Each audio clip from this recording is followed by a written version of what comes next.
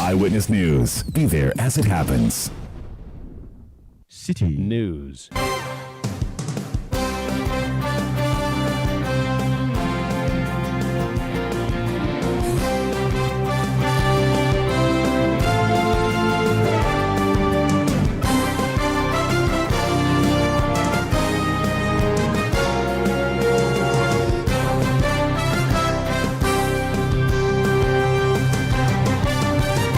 It's 17:30 GMT. This is Eyewitness News on 97.3 Citi FM. I am Umaru Sanda Amadu. Tonight, I'm here with Akusia Oche. Coming up over the next 90 minutes. I think you remember you were in court, the judge herself, even after the ruling, clarified. She has not given any such order. And that is only an advice. Yes. And what you did notice, of course, I'm conducting the matter, I'm still conducting the trial. Attorney General Godfred Yeboah-Dame advised by the presiding judge to recuse himself from continuing with conducting the prosecution of Atu Forsen and Richard Jakpa following the publication of that secret tape recording last week. But the AG thinks otherwise and is continuing with his work. We'll be telling you more on what transpired in court. Also coming up, latest opinion polls conducted by a professor at the Kumasi Technical University put Dr. Mahmoud Bawumia of the MPP in the lead in the 2024 elections. But this has got tongues wagging. We'll be hearing more on that. And later on Eyewitness News, we go to Ochireko in the central region where 150 houses have been submerged after the Ayensu River was diverted by a contractor on site, causing that havoc. Stay with 97.3 Citi FM for more on this and many other stories on Eyewitness News. And in business, government urged to be cautious in its attempts to revise the value-added tax component on mining exploration.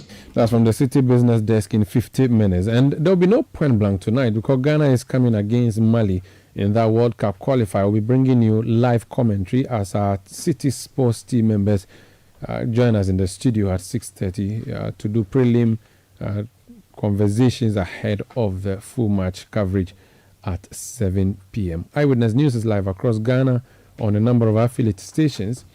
If you go to the Western region, we are in Takrady on number of radio stations, including Premier 100.5 FM, Beach 105.5 FM, and Sky Power 93.5 FM. In the Bono region, we are on Greener 95.9 FM in Sunyani. In Ashanti region, we are on Orange 107.9 FM in Kumasi. In Eastern region, we are on Right 90.1 FM. In Northern region, we are on Dasuma 99.1 FM. In Yendi, in Upper East, we are on Word 88.3 FM in Zuarungo. And then in Upper West, we are on Bugli Radio 88.6 FM in Wa. We are on citynewsroom.com. That's our website. We are on YouTube. We are also on Facebook. We are interactive. Let us know what you make of the stories by sending a message to 0549 986 996 0549 986 996. You can send your message to using Twitter, now known as X. The hashtag is Citi Newsroom. My handle is at Umaru Sanda or at Citi. The judge who is hearing that case in which the state has brought charges against 3 persons, including Richard Jakpa and former Deputy Finance Minister Dr. Atu Forsen in that ambulance case. Today, the judge dismissed one of the applications that were brought forth by the defense team. Hansen Ajiman is our man in court. He's joining us on the line. Hansen, you're welcome to Eyewitness News. Thank you, Sanda. So we'll talk about that advice that was given to the AG on the tape that was played and whether or not the AG should continue to prosecute the case himself. But before then, what was the main issue at hand today? So there were about 5 applications in all for which the trial judge was expected to make a determination on. Now, these applications were filed by the counsel for the first accused person in the person of Dr. Atu Forsen, and also that of the third accused person in the person of Richard Jakpa. So the trial judge was to make a pronouncement on these applications and also a preliminary objection that was raised by Tadio Sori, who represents Richard Jakpa. The court decided to give 2 separate rulings capturing all the applications. Now, two separate rulings, meaning that one ruling was for all applications related to Atuforsen, and another ruling related to all applications that were brought in by Richard Jaffa. It is important to note that all these applications were dismissed. In essence, in all the two rulings that were read by the trial judge, the case that were raised by the lawyers for Dr. Case Latoforsen and lawyers for Richard Jaffa were not listened, when the court did not agree with their side of the argument and moved or ruled against them.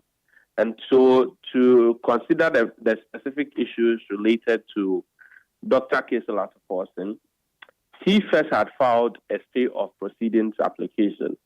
Now, in this stay of proceedings application, he was seeking the court to stay hearing of the matter pending an appeal he has decided to file relating to a ruling of an earlier ruling of the court. Now, after Richard Jaffa was done with his testimony in chief, and it was time for the court to decide how cross-examination ought to be done, the court indicated that the first accused person, which is Dr. Case Latoforsen, should undertake the cross-examination first before the Attorney General.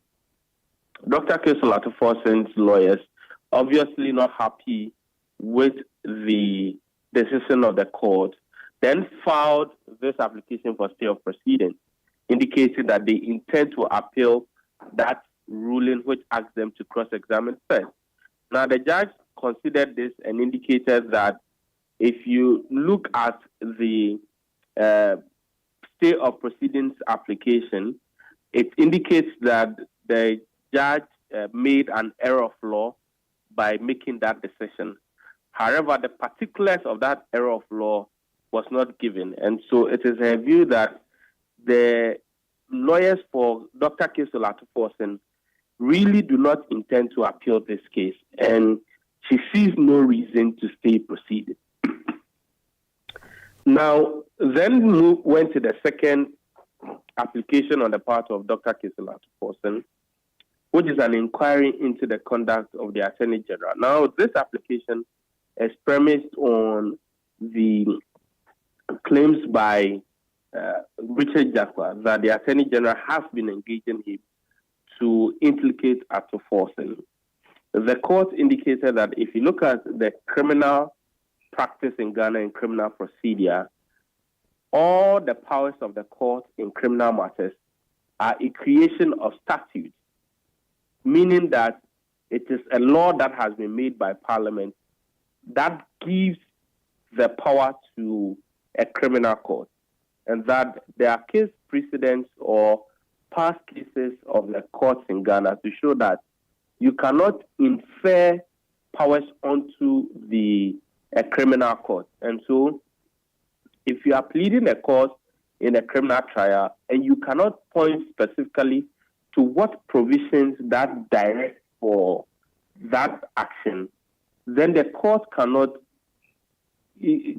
assume jurisdiction in such a matter.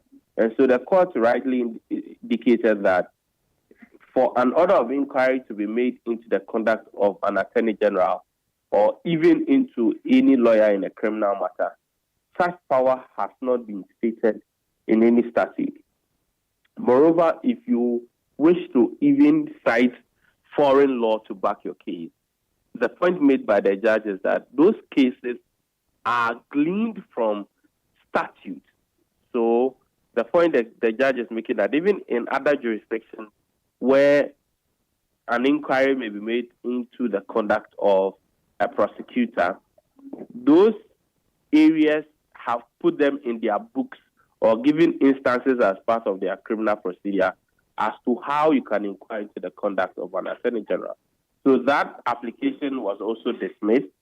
And then came the order for mistrial in the criminal proceedings, also premised on the allegations that have been made by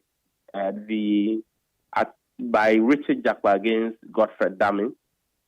The court also indicated that based on the fact that the criminal procedure ought to be directed by statute, there's no statute that makes way for mistrial in Ghana. And that the closest you can get to when it comes to mistrial has to do with jury trial. When there's a hung jury, the judge is directed to order for a mistrial. But in a summary conviction like this, where you have a sole judge conducting a case, the law does not make provision for a mistrial. And so the judge indicated that she cannot then order a mistrial in this instance. Now, then, there came an injunction to restrain the prosecution from any further instance from prosecuting this particular case, pending the determination of the mistrial application. Now, the judge indicated that since she had already ruled that the statute does not create room for mistrial in such an instance, then that order for injunction is moot. Then came the last of the applications from Atoforsen, which had to do with an order for stay of proceedings in the pending application for mistrial, and also on issues relating to fair trial. So Atoforsen's lawyers argued that by the fact of the allegations leveled against the Attorney General and what Mr. Japa has claimed, they believe that their client is not getting fair trial pursuant to Articles 12 clause 1, Article 19, 1, 2, and C. And so they are invoking the inherent jurisdiction of the court for the court to order stay of proceedings. Now, the judge, in deciding on this, looked at Canadian case precedents, where in her analysis of those cases, the courts are mindful of not staying proceedings, even in instances where the prosecutors have been found to have engaged in actions like witness tampering. The court indicated that if you look at all these precedents that she looked at, the court will often not consider the question if the accused person will still get fair trial within the process, and there are other alternative means of addressing the misconduct or the alleged misconduct of the accused person, the alleged misconduct of the prosecutor. Now, in this instance, the judge then considered the audio that was submitted. The Attorney General, in his affidavit in opposition, had objected to admitting the audio, arguing that it is a breach of privacy and that was an interaction between him and the accused person, and the accused person had no power whatsoever to have recorded that conversation. The court did not agree with this point pushed by the Attorney General, which led to the judge saying that after admitting the said evidence, she listened to it 10 times.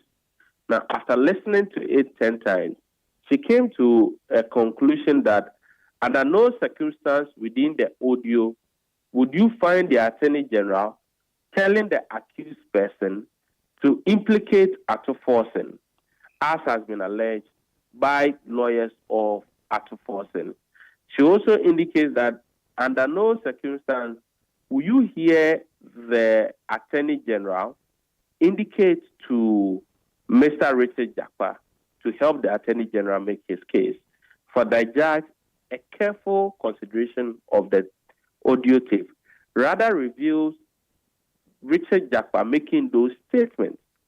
But the judge goes further to make a point that what is discomforting about the audio is the fact that the Attorney General, as a prosecutor, is heard on the audio discussing matters of fact of a case that is in court with an accused person that the Attorney General is prosecuting. The judge also finds it disturbing that the accused person, that that the Attorney General made an indication to the accused person to submit a medical excuse for the purpose of, say, calling for an adjournment of the case. But that notwithstanding, for the judge in totality thought that was not enough to prevent the prosecution of the case.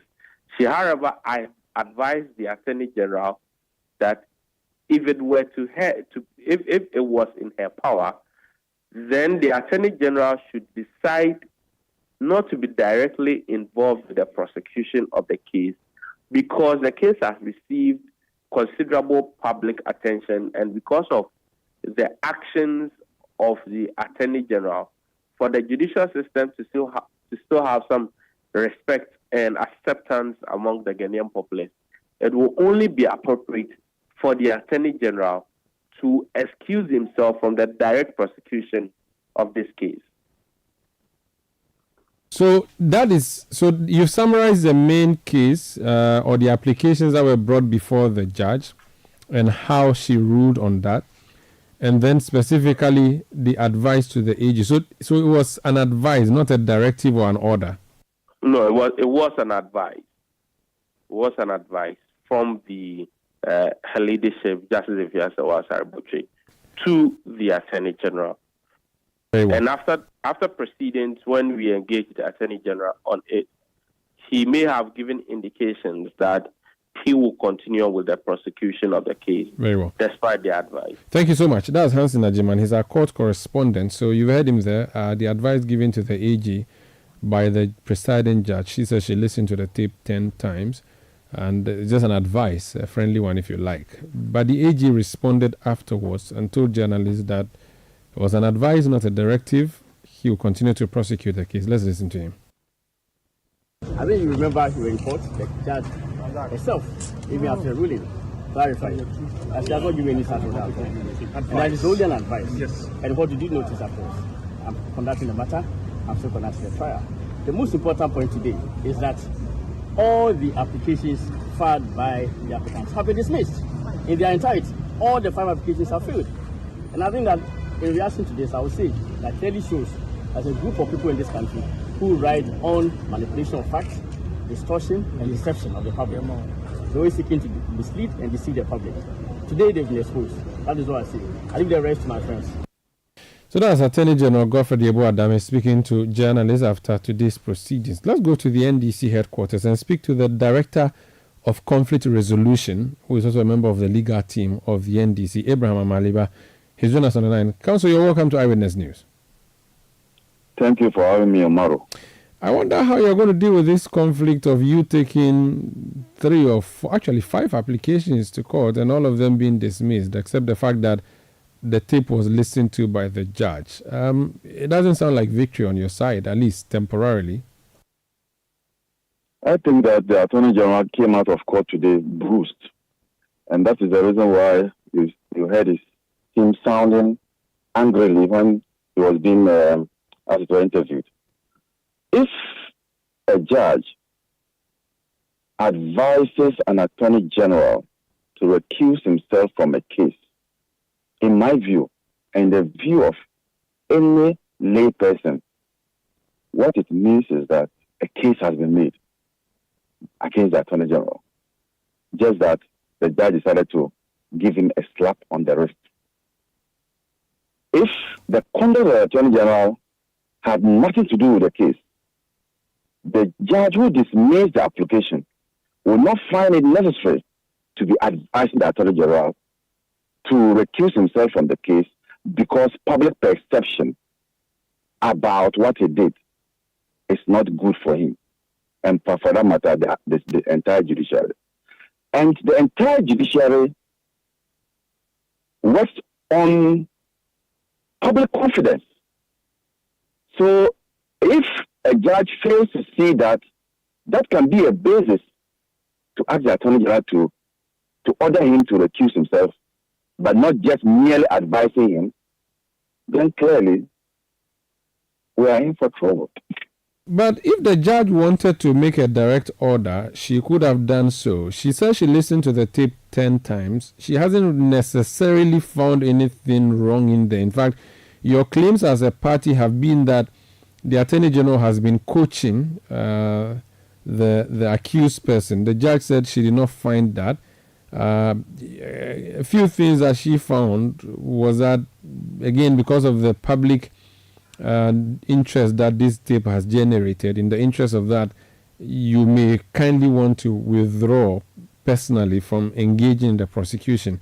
She could have given an order saying that I have listened to the tape, this is my verdict on it, or this is my order. She didn't. Why should an advice can be taken or ignored?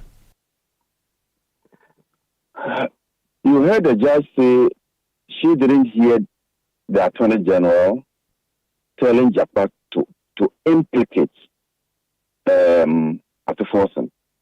So that the judge was fixated with the word implicate. But must you use the word implicate before you can know that what the Attorney General was saying is asking Japan to implicate Atuforsen? When in the tape it was heard that the Mr. Japa asked the Attorney General, you want me to say it in your way? And the Attorney General said, yes. Give testimony in my way, and then you don't have any difficulty. Is that not trying to implicate somebody? So, because the judge was just fixated with the word implicate, she didn't see that discussion all about saying things in the Attorney General's way also meant to implicate. So I'm saying that the judge found that in the public interest, the Attorney General was advised to recuse himself. And I'm saying that it meant that a case has been made against the Attorney General. Else, why would the judge be bothered about the public interest nature of the case and the image of the judiciary?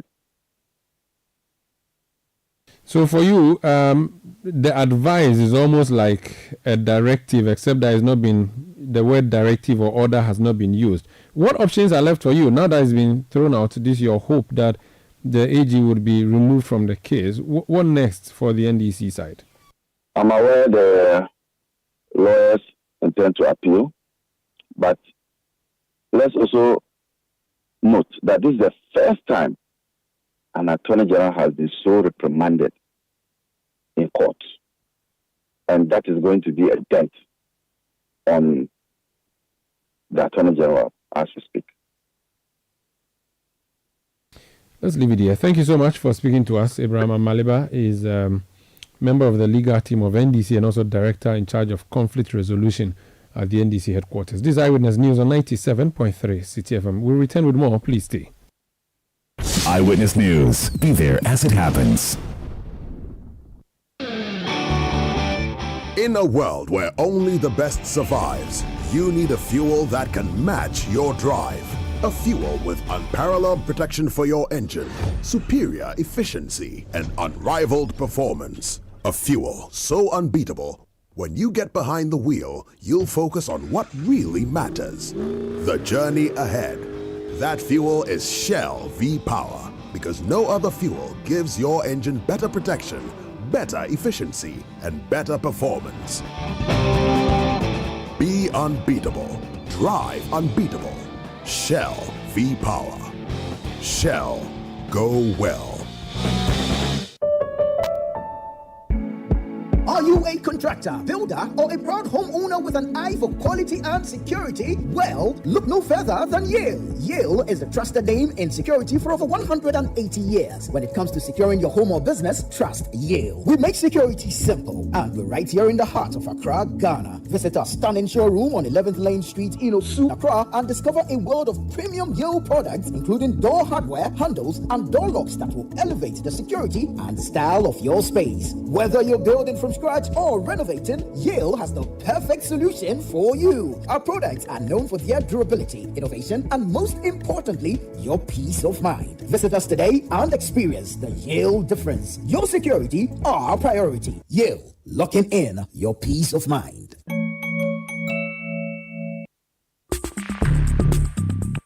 Let your voice be heard on Eyewitness News on Facebook at facebook.com/Citi97.3, Twitter at twitter.com/Citi973, and Instagram at instagram.com/Citi973 with the hashtag Eyewitness News. You're welcome back. This is Eyewitness News on 97.3 Citi FM. We'll go to the central region, a community known as Ochirikun, where we are told there was a disaster there. Akusia, tell us more. Portions of the Accra-Winneba Highway has caved in, impeding the flow of vehicular traffic after the Ayentu River was diverted by a contractor working on the Kaswa Cape Coast Highway. Commuters were stranded this morning after the floodwaters from the Ayentu River created a big gully across the main highway. Although the diversion also caused the flooding of over 150 houses at Gomwa Mampong. Frustrated commuters called for urgent measures to be taken to restore the broken road.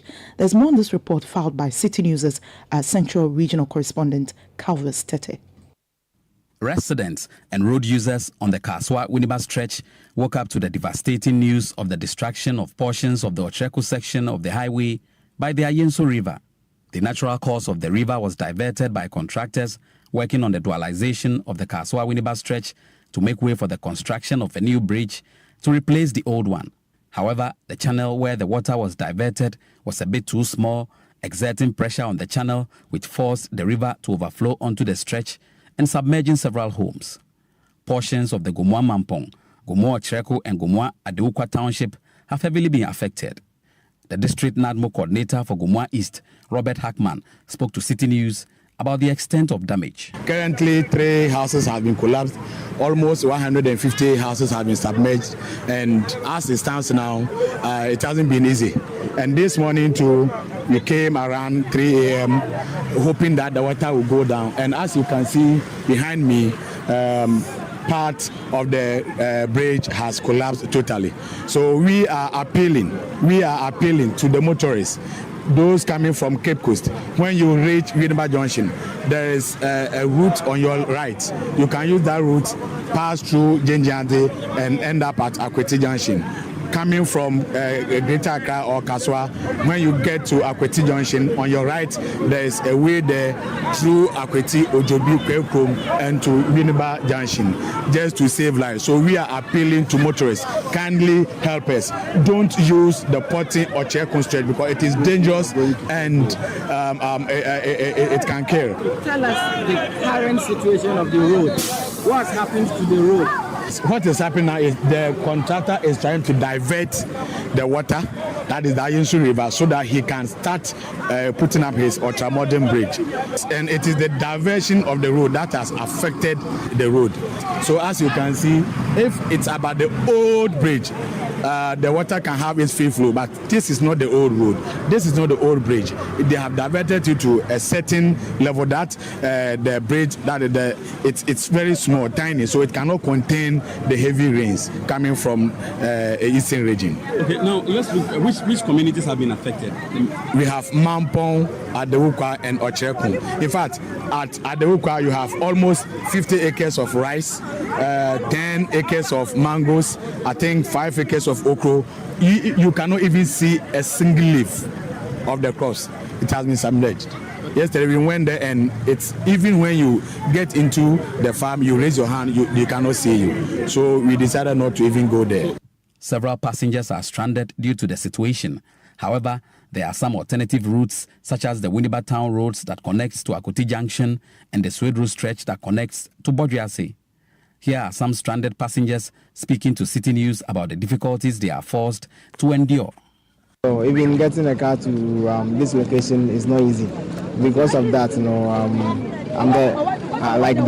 the driver took me different addition, in terms of transportation. At first they used to collect me at 5 cedi, but because of that, he collected me 7 cedis. I'm from Winneba, and I'm going for program at Ochirikun inside. But because of this situation, I'm even late.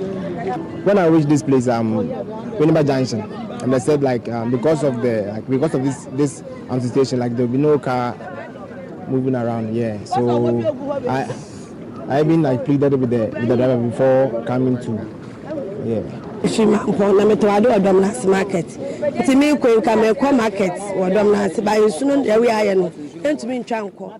a trader and I was planning to go to the Dominance market.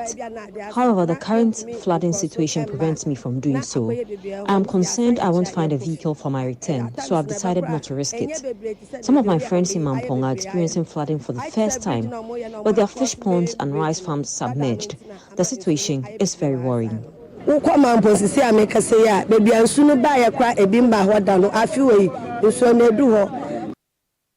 report filed by Central Regional Correspondent for City News covers Tete.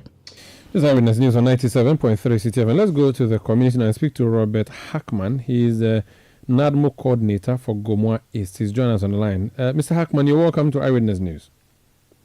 Thanks for having me. So, it's been, many hours, more than 24, I guess, hours. Yeah. What's the situation? Have things perhaps normalized now, or it is still the same picture as it was? Yes. Thanks once again. Yes. For now, it has been normalized. We did two issues here. We dealt with two issues here. One, with regards to the opening of the old existing bridge, which was diverted. So we opened 3 out of 4, and the second one is for us to do the spiritual one. That is, we invited the chief priest to come and pour libation. And as we speak, I can say on authority, between 40 to 50% of the water is gone. I see. What about the people whose homes were submerged? What happened to them? Yes, yesterday, as I said earlier, we evacuated them from their homes, gave them a shelter at the nearest Pentecost church. This afternoon, I had a call from the Director General and that of my regional minister that they are bringing in river Thames. So currently, I'm at Gomoa Mampong, assessing those that were affected. What about the contractor and his mode of work? Is NADMO involved in that? Have you had a word with him? What is the plan? Is he going to continue to operate the way he's operating? Yes. In fact, the contractor met us before the commencement of the work. Unfortunately, this incident happened. I don't want to blame him that much. I think it's natural. But going forward, I think he's going to cooperate with us in any technical advice that we have to give. We will give it so that together we can make this work easier for both of us. Did you approve of his operations that he was going to block a bridge? Did you approve of that as NADMO? No, the approval was given to him by the technical of the district, in which I am part of it, and it's not me alone. We are 7 in that committee: the district works department, the planning department, the environmental, NADMO, the district coordinating director, and our chairman is the district chief executive. So moving forward, what happens at that place, the bridge? So would it be opened or it will still be blocked? Yes, currently they are filling in where it's submerged or where it's collapsed. They are filling with boulders, and we are praying that it's open to commuters or drivers by close of tomorrow. Interesting. So do you have to pump the water out, or you trust that the water will move out on its own? We've opened the old bridge and the water is going. In fact, it's going. Very well. Thank you so much for speaking to us. Thank you. Thank you very much. That's Robert Hackman. He's NADMO coordinator for the Gomoa East municipality, or is a district in the Central region. Let's hear now from the Central Regional Minister, who is the President's rep in that region, Marigold Hassan. She spoke. It's not only the Central region which is being affected by this huge disaster. It's for the whole country. So we are sympathizing with everybody using this road, and more especially the community over here, which has been impacted heavily about the rains. We are taking steps to get them some relief items so that by this evening they will be able to at least house them and then get them some food to eat, some mattresses, warmth, when we are talking about blankets, so that it can give them warmth, and then food and all. We want to commend highly the Highways company. They've been able to divert the road from here to Winneba. If you're coming from Cape Coast, then you use the Winneba stretch to Ojobi. From Accra, you use the Ojobi to Winneba, and I think it will give us a relief. They are also, I think, deploying some machines to be able to get the road quickly worked on. I know engineers are on site. I've met some of them, and some of them are also on their way coming here. And I know by the shortest possible time, we should be able to get the road cleared and then traffic flowing very well for all of us. So I've been speaking with residents. They appear disappointed because they say the contractor failed to notify them about impending dangers as a regard of the blocking of the natural course of this river. At RECSEC, did you put in place any measures to ensure that residents here will be pre-informed adequately? Yes, as you know, this is an unexpected occurrence. Nobody knows what is going to happen in the next minute. So it has just happened. We would continue to sympathize with them, empathize with them, to also know that nobody planned this. It has happened. So all the necessary steps that we need to do, we need to put in place for them to be comfortable. That is exactly what we are going to do. So this is pathetic. Going forward, what measures are we putting in place to ensure that residents along the stretch are adequately informed on any action taken by the contractor? And also there are large pits along the stretch. It poses danger to road users. What are we doing about this? I'll be so surprised to say that a contractor with this long standing of working will not put in place necessary measures to make sure the citizenry or the people are safe. Nevertheless, these things have happened. It has happened, and we need to solve it. But to say that the contractor did not put those measures in place, I will not be in the position to say. But I know signs have been put in those places to ensure that if you are going, you know you are not supposed to take this part. And they've even called on some places where they are working. So for me to say they didn't do that, I've been using the road also. And I know it's quite heavy traffic in there, which we are all suffering. But you know, the road of this nature, it's huge. The work is very huge. So definitely the traffic situation will be bad. Things will not be the way we want it. But the necessary measures were put in place. We just need to be careful when we are using the road. So in going forward, we will still continue to encourage the citizenry to be cautious in using the road. If you know. That's the Central Regional Minister, Marigold Hassan. This is Eyewitness News on 97.3 Citi FM. If you looked at the daily graphic today, the front page has a very, very big headline which talks about our elections. In fact, it says that, so let me read for you the headline of the daily graphic in case you haven't seen it. 2024 elections, Dr. Baumia, preferred candidate. NDC most popular party, 23.1% undecided, according to a poll. Now, the person who did this poll is called Professor Smart Sapong. He's a director of research and innovation at the Kumasi Technical University. He was on a television show this afternoon on Channel 1 Television. Now, that's our TV station, as you do know. Every Thursday at 3 p.m., myself and Sami Wiafi, we do the Situation Room. It's a show on Channel 1 Television. So we invited him to come into the studio and explain this poll of his. Let's listen to the conversation. All that I have done it in my personal capacity. In fact, the first one, the elections 2020 or so, I remember I went to my dean. By then I wasn't the dean. Now I am, but I wasn't the dean. So I went to my dean and said, I've had time to engage all constituencies. And I think this findings I've had is stable. I usually use stable. Stable because I have satisfied all the statistical requirements in selecting a very stable respondents. And I think these findings I have, or their responses, are going to be the true representation of what's likely to happen on the day. So I want to put it out in the name of my institute, the Institute of Research, Innovation and Development. Then my dean was quite not too happy because of the way we respond to politics. people may come under attack and all those things. So he said, no, let him discuss with my VC and all those things. He came back and said, no, it's not positive. And so I may want to go ahead and do it in my personal capacity, not to attach the institute's name or the university's name to it. But I mean, fortunately, they still gave me a certain conference room in the school. I didn't have to rent those things. So I called the media to that conference room, did it in my personal capacity. And fortunately, it came through, just about 96%, about 4% error. So about 96% accurate. Okay. And then the regional elections came. I predicted 57.8% victory for Chairman Wuntimi. The results came 57.8 exactly. And so now it looks like unofficially, anytime I'm addressed, the university's name is attached. But the work was not conducted.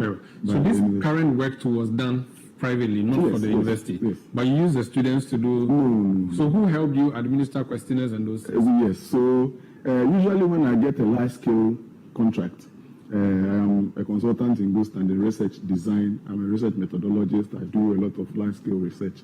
So if I get any good or big contract, then I attach that small interest to it. So I just have large scale contracts usually come with their own questionnaire. You see a very bulky questionnaire like that. So you don't have the luxury of also designing another bulky questionnaire to accompany it. So this one, for example, just about 27 questions that I felt were very critical. A few demographics and then a few key questions. But who did you work with? That's what I want to know. Who helped you do the work? The people who were helping me, about 1,500 persons were employed, trained. Okay, so not students of your school?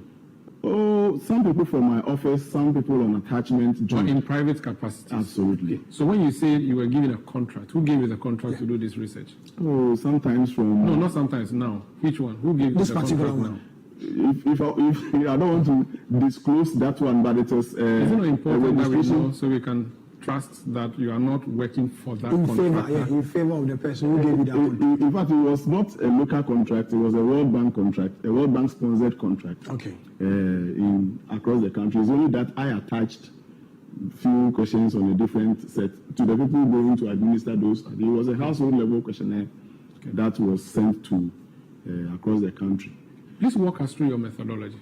Well, so if you go to the unit, which is the constituency or the district, you create clusters based on either electoral areas or known communities within the constituency. So that is the first stage. The clustering is the first stage. And then the second stage is if you enter into that cluster, you create a strata. You group the person 89 and then those aged above 40 plus. And so then how many people should be sampled from each constituency was determined by your total contribution to the current voter register, the 2020 voter register. So there were in all 17 million, about 30 million went to vote, so you have a range between 13 million to 17 million. And then what is maybe constituency one share to that? What is region one? So from the regional level, we know Greater Accra contributed most, followed by Ashanti in that order. If you check my report, the breakdown you see there is not equal. They vary based on your contribution to the voter register. And same was repeated at the constituency level. So you see some constituencies, we interview just about maybe 200 people. Other constituencies, we interview about 500 people. It was very deliberate, defined by your contribution to the voter register. And that is how the sampling was done. So it was a sub-sample from the bottom, and it aggregated into a sample size of about 60,000, 59,749. 549. So that's the number of people you sampled, 59,000. All in all. Every constituency had someone questioned? It contributed. Every constituency. So you decided to give... With the exception of South. Okay. Maybe you can try the next time. So every constituency... So which one had the highest number of respondents? Oh, I may have to check. But which one had the lowest number? You can check. If I think From Plains, one of the places Kalu or From Plains, or it's a small. Nadoli Kalu is Upper West. Yes. From Plains. But if you want to use, you can check your phone. Feel free to do that if you want to. I think I have a copy. You can go to the bottom. I have those figures there. Okay. Now, did you call them to interview them, or you hold a question in front of them and ask them, or you give them a questionnaire to answer? How we needed to, for the avoidance of all possible doubts, like I know the country I'm in, the questions will come left and right. So for the avoidance of any possible doubt, you needed to pick the GPS location of where you are doing the interview. And so my team had to be there. About 60% of the respondents we spoke to were willing, graciously gave us their contact numbers as well. Some gave us their full names, their contact numbers, for the avoidance of every doubt. In fact, when the need arises, I am willing and ready to share the full data set with GPS locations of places where the interviews were conducted. So you have contact numbers and names of all the 59,000? At least about 70% of them, 60 to 70% of them. And their location? Yeah. If the person was unwilling to give those details, the telephone number, you just allow. Did you ask their political orientation or their political interest before interviewing them? Did you have those things? In fact, in every constituency, there are politically known people, exposed people, party activists and all those things. We ensured that those persons were excluded. Unless you hid it and you got interviewed, but if you are a politically exposed person and we know, and in the communities, they know themselves. So, but you don't know them, so you how don't do you know yeah. that they are not politically So when a person goes in there, how does the person know this guy is politically tainted or this guy is not? Yes, so you do a little check just in town. You check. The targets were usually businessmen, people in the stores, because you couldn't have gone to everybody's house. And so if a particular store would have those labels or people know, and then you raise conversations more before you let the person qualify. And sometimes, question by question, if this question the person doesn't have the capacity or doesn't satisfy a certain threshold, he doesn't move on to the next question. And so all in all, we got about 60,000 plus, only that cleaning excluded some thousands. So the people you interview, to the best of your knowledge, they are neutral. They are not supposed to be politically exposed or aligned people. So if you do ask them specifically which party do you support, is that part of the question? It's a screening, it's a conversation. Then he says, oh, maybe I'm in party A, I'm in party B. No, but you come from Accra, you come to Savlogo, and then you just come to me and start asking me which party I belong to. The conversation begins before you get to party affiliation. But you don't tell them that I'm here to conduct a research. I want to know which party you belong to. You don't do that. So you see, we are conducting a household level research first. And so at that household level conversation, so they stay in the community not for maybe a day or whatever. So their presence in the community will be like maybe for 5 days or whatever, and then they move on. Do you know that there are strongholds, electoral areas which are strongholds of parties? Did you consider those things? In every constituency, of course, there are electoral areas that are strongholds. But in every stronghold, you still will find other political parties also getting a share. It's just the margin of victory. So how do you deal with such? So if you went to K2 South, for instance, how sure are you that the 500 people you interviewed are truly neutral when K2 South is a World Bank of? How do you determine that? You see, the interest of the subsample characteristics is to make sure that every character or every constituency has a contribution into this sample that we are determining. Definitely, this is a political environment, like it or not. If the person doesn't even tell you, doesn't mean the person doesn't belong to one political party or the other. And usually, it is politically interested persons that will come out and vote. So it's not even like a strict exclusion. Just that a party chairman, a party days, so typically known party people will be excluded. But of course, in every given environment, it's allowed that the person have an interest in one or two. Okay, but you don't let them declare that. You are hoping that they are neutral. Yeah. Okay. What duration? What was the duration of this work? April 1 to April, right? The first level is the activity, engagement, the popularity, I call it popularity, of the various political parties in those constituencies. And you found that in a good number of the constituencies, or in a good number of those constituencies we engaged, you can see that, in some areas, the NPP as a party is quite parties all together constituted 3.6% of popularity of political parties in the various constituencies. And then the NDC as a political party got 38 points. Yeah, so per your word, yes. The NDC, among the popular political parties, it was the NDC. Yes. And the figures they had was 38.8, representing a figure of 23,080. Absolutely.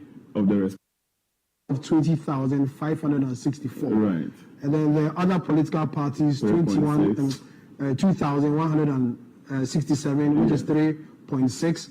And then the undecided, 13,735, which is 23.1%. And then the total marks out to 59,546. Yeah. Prof, I have a question for you, which is not now. A research is as credible as a researcher. Yes. Is that correct? Yeah. Franklin Kujo, Imani president, has gone to Facebook. I've seen that. He has decided to publish a number of stories attributed to you. Yes. Pointing to you being an MPP person. Mm-hmm. Number one, leave EC alone to work, Professor Smart Sapon. Number two, you are demanding too much. Give EC independence to do their job, Professor Smart Sapon to NDC. Question number three, 2024 election, the butterfly should forget it. Ashanti region will always love the elephant party. Professor Sapon jabs Alan, jab. Number four, put election committee in check, Professor Sapon. Number five, take EC as your wife, Professor Sapon to NDC. Number six, Baumia is the most active vice president under this fourth republic, Professor. Plenty things, catalog. Yeah. Then Professor Ransford Jampo also comes in. Gives in to you. This is comic relief. That you are not credible. Yeah.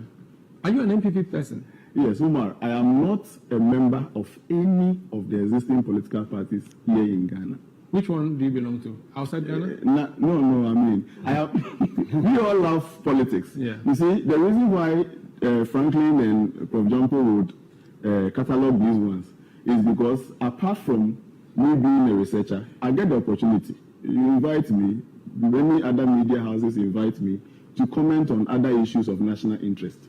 All those publications you are referring to are attributable to me and I accept them. For example, what makes me belong to one party or the other? If I say, EC is the referee, okay? He's like your wife, like it or not. The elections can never be handed over to Sami or maybe the NDC or whoever to handle it. There is never going to be a day that the MPP is going to be given that referee position. And the person in the middle, your wife, I use that word advisedly, will not be as perfect as any other wife that we may be having in our homes. So when you accept that he is your wife, you will learn to live with him. So you are not MPP? I've never been a member of any political party here in Ghana. Active. So if they pull out any party card, it's in your wife? They should pull out party card. That's Professor Smart Sapon. He's Director of Research and Innovation at the Kumasi Technical University. He was speaking to myself and Sami Wiafi on the Situation Room on Channel 1 television this afternoon. Catch us next week, Thursday at 3 p.m. We'll bring you the Situation Room. Let's hear from the NDC, which doesn't have favorable results from this poll. Malik Basintale is Deputy Communications Officer of the party. He's joined us on the line. Malik, the poll suggests that you are a popular party, but your candidate is not in the lead. How do you interpret that? And is it going to make you sit up as a party, perhaps?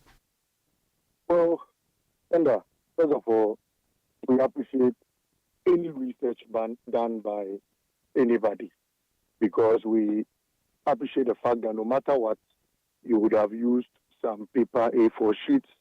Even if you sat in your room to write a research, you would have spent some money in buying a pen and maybe drank some pure water. So, I mean, no matter what, if you conduct research and we decide to just throw it away ab initio, then maybe we would appreciate the fact that you spend some little resources in putting together some words, I mean, to name it as being a research work done. But it's also important that, like you rightly raised, the credibility of the researcher is as important as the research work.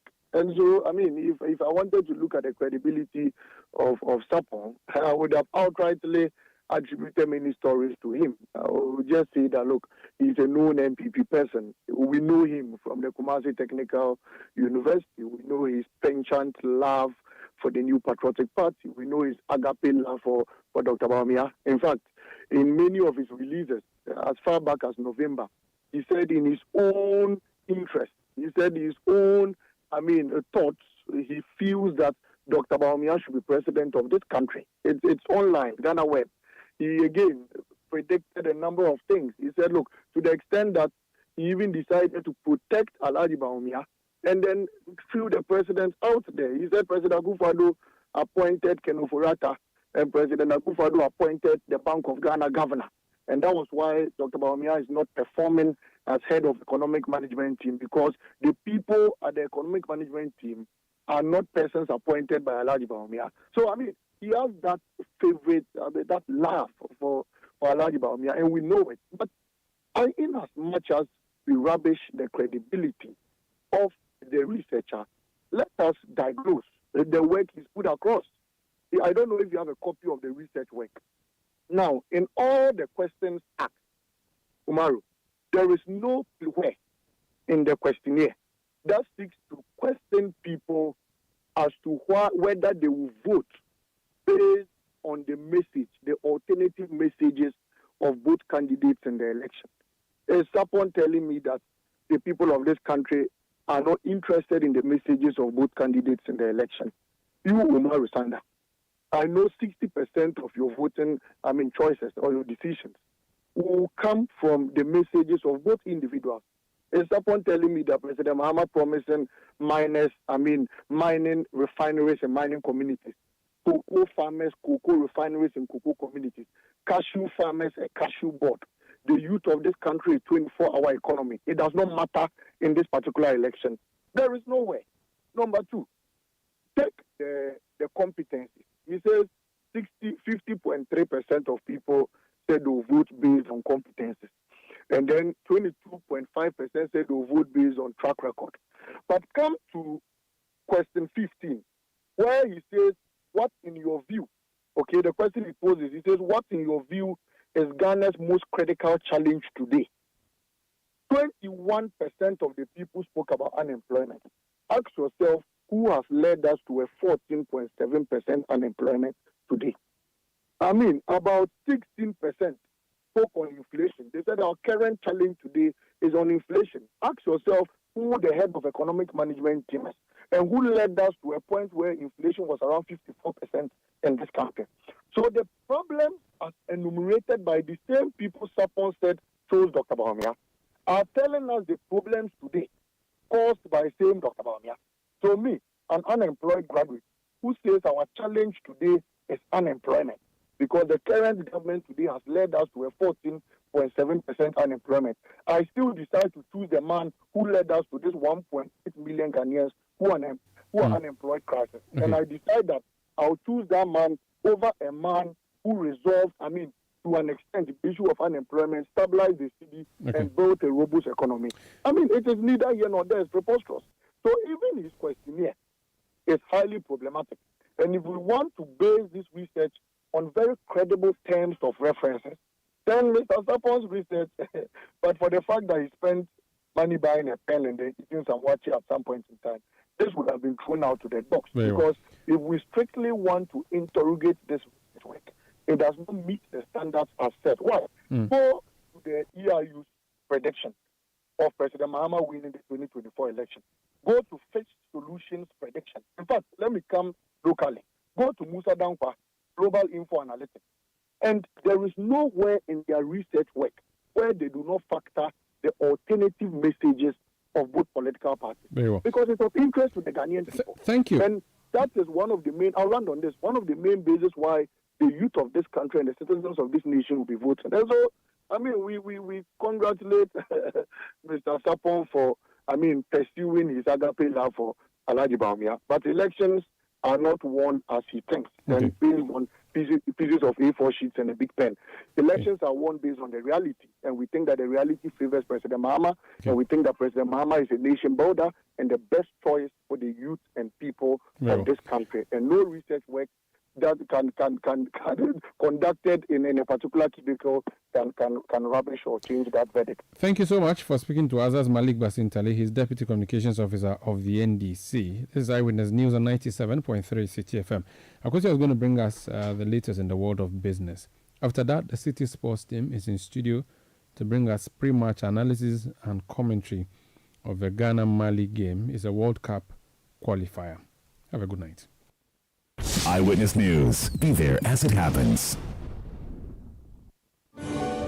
Do you have a game-changing and innovative business idea or project that can impact the society? This is your moment. Total Energies presents the 4th edition of the Startupper of the Year Challenge. This year, we are looking for 3 winners. The best entrepreneur, also called the InnovUp winner. The best project or innovative business idea that exemplifies the principle of recycling and minimizing waste, also called the Cycle Up winner. And the best project that promotes or relates to sustainable and affordable energies, also called the Power Up winner. And that's not all. 4 additional projects in the Power Up category will be selected by an international jury. Don't wait any longer. Apply at www.startupper.totalenergies.com for a chance to win financial support, professional mentorship, and a spotlight for your project. Terms and conditions apply.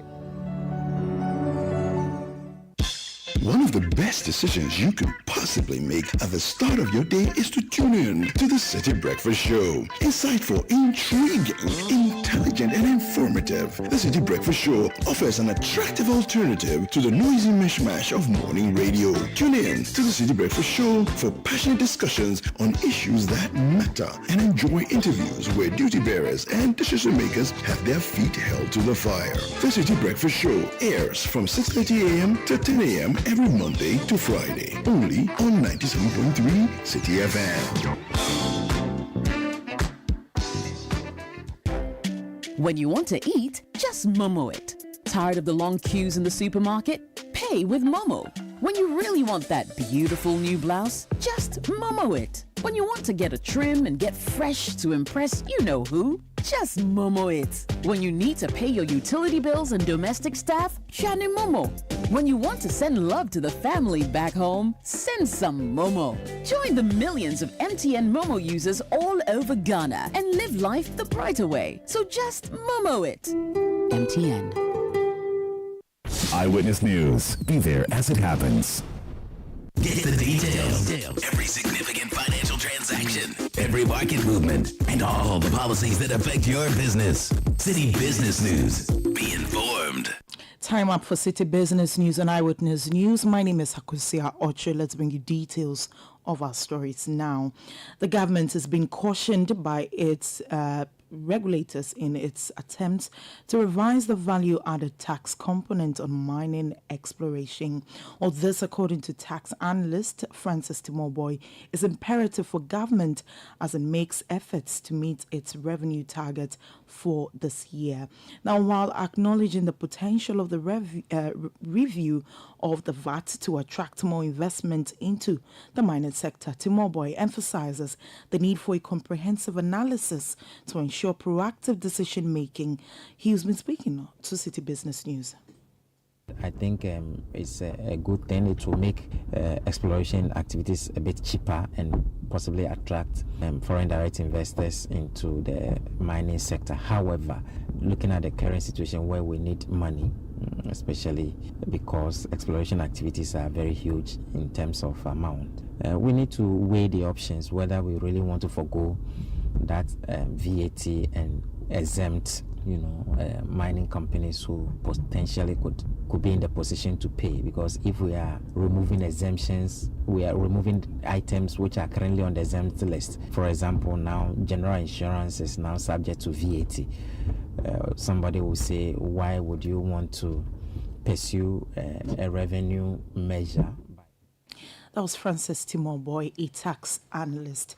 Now, the General Agricultural Workers Union, GAWU, has warned that delays in rolling out the second phase of the country's flagship Planting for Food and Jobs program could severely impact food security.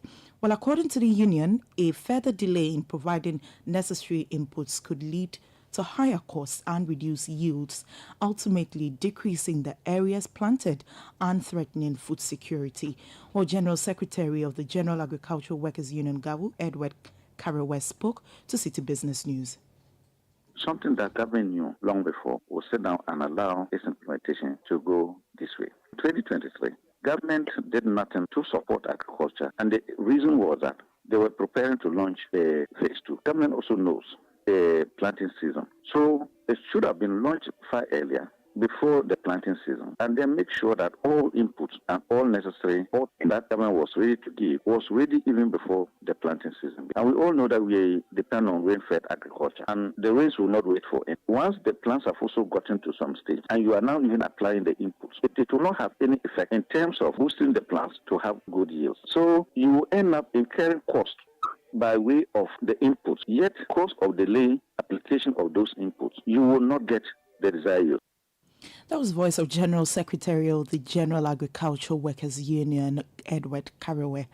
Now, Senior Manager, Enterprise Marketing and Portfolio Management at MTN Ghana, Benedict Bento, has attributed a rise in the adoption of mobile money to the convenience of those doing things and digital advancements in the banking sector. Over the last decade, digital financial services have experienced increased adoption in Africa and specifically Ghana, with traditional banks, mobile operators and fintechs investing heavily in deploying various solutions aimed at facilitating the delivery of efficient payments and also the collections of services in the economy. Benedict Bento made the remarks in the wrap of week 1 of the City Business Festival 2024 on-air series on the topic Enabling Digital the Economy. It's basically convenience and the ability to do things faster, better, and cheaper.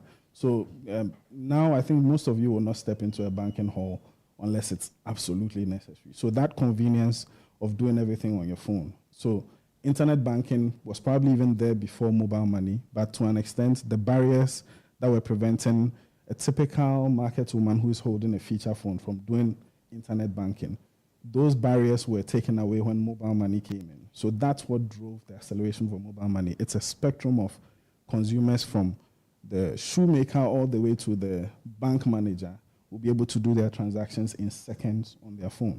And it just makes life easier and more efficient for everybody. That's what spurred the growth. There's always a certain level of hesitance when new entrants come into the market. And if you remember when Ghana Telecom was there and MTN came in, you remember those times it would take you about 10 or 15 dials to go from an MTN number to a telecom or a telecom line.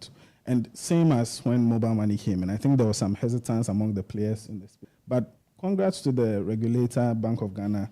They quickly sorted that out, and the players understood that they were working with each other and not against. That was the Senior Manager, Enterprise Marketing and Portfolio Management at MTN Ghana, Benedict Bento. Well, that's how we wrap up today's edition of the City Business News on Eyewitness News. My name is Akosia Ochidu. Stay with us.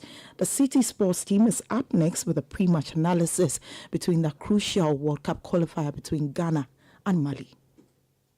Eyewitness News. Be there as it happens. Are you feeling tired after a hard day's work? Have you lost your appetite even for your favorite dish? Viral Blood Tonic is a nutritionally balanced, pleasant tasting tonic fortified with